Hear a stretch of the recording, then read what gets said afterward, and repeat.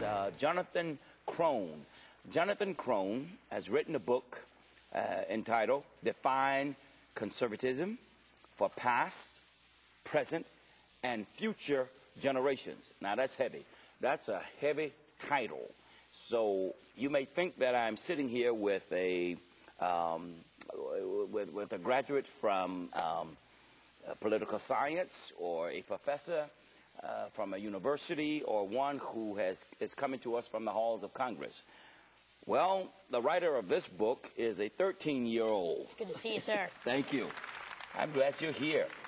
How does a 13-year-old, and why does a 13-year-old write on such a heavy subject? Well, first of all, I believe that it is necessary that conservatives better understand their views, and those who are just getting into the conservative viewpoint to learn more about the viewpoint they're getting into. You know, in America today, we always have to use an ideology to make decisions on certain points, especially right now in politics. And I believe that for those Americans who want to use conservatism and for the conservative viewpoint, which will better America, I believe that we need a clear-cut definition in order to better understand conservatism and use it if we're going to use it as an effective ideology. And have you identified then this conservatism in your book? Yes, sir. And how does a 13-year-old then living, when did you write the book? How old were you when you wrote the book? I just finished writing it. Just finished writing it. Yes. Okay, in your 13 years of living, help me out here with your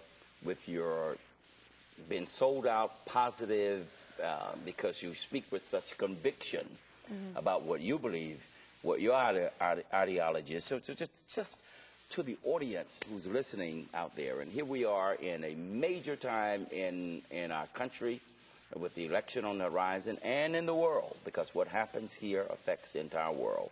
So then, go into some detail about why you believe then the country will be better off than in the conservative atmosphere. Well, first of all, in my book, I define conservatism as four basic points.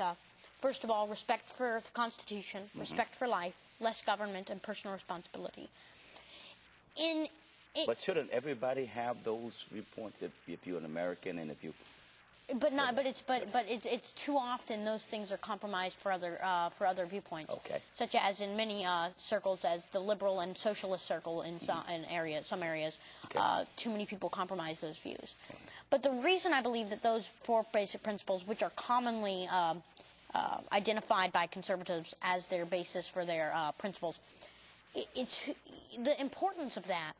And the way that will better America is, first of all, as we saw in the difference between the Carter years and the Reagan years, there was a clear-cut difference between Carter's expansion of government and his raising of taxes and more government spending, and Reagan's cutting of taxes and cutting of government spending. There was a clear-cut betterment of society and a clear-cut betterment of each of the individual's life. I believe that conservatism is better for America because of the principles that it believes in.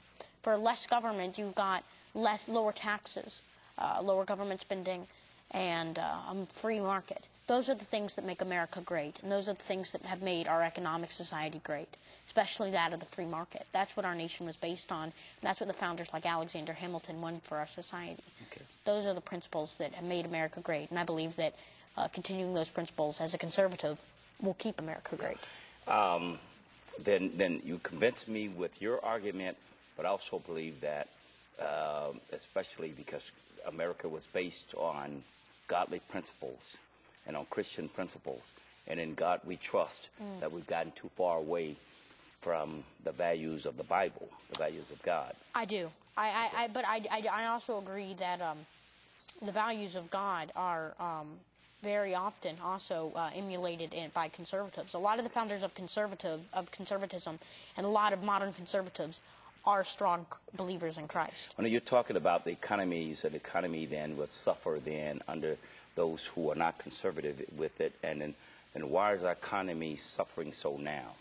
Have you Yes. delved into that? Yes, I certainly have. First of all, you have to understand that part of it you got to go back a little further than just the past 8 years. Okay. Bill Clinton's Bill Clinton's economic plan and his big promotion of the Community Reinvestment Act and making it even stronger is part of the reason that we had such bad loans, because lenders were afraid that the government would punish them if they didn't give loans to certain people who couldn't afford it, and thereby those people never paid back their loans in full, and it was and now we have those horrible mortgage loans. That's the problem with that. I do not agree with all of President Bush's economic policies, and I have said this before, but that doesn't diminish him from being a conservative. You know, we all mess up, and we all make mistakes, but that doesn't, as a Christian, when I sin and I mess up, that doesn't make me not a Christian. Right. Just like that, a conservative, even if you compromise your views and your core values, that's a different story. But compromising a few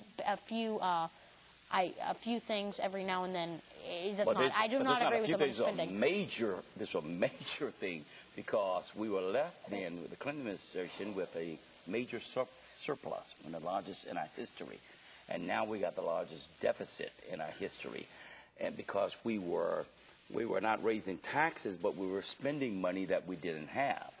Mm-hmm. So then, and that's under the current administration. Well, you got to look at also after Clinton left some really bad economic plans in his wake. He left, of course, like I told you, the Community Reinvestment Act and his economic plan, though I do agree. Now you got to also understand that what happened during the Clinton administration, also you can also attribute that to Newt Gingrich, who was running the Congress. So you can't just say it's all one person's doing. He had that compromise with Newt Gingrich, which really created that betterment in our economy. But the plans that Bill Clinton did get through that he wanted, like the Community Reinvestment Act, those are the things. So then, 8 years, we haven't noticed it in 8 years, and we allowed ourselves to come down to this point. Is what you would agree to that we didn't do anything about it. We didn't do. Well, actually, you have to understand that John McCain and several other senators did support more regulation of Fannie Mae and Freddie Mac, noticing that we would come to this point. But they were also very big opponents of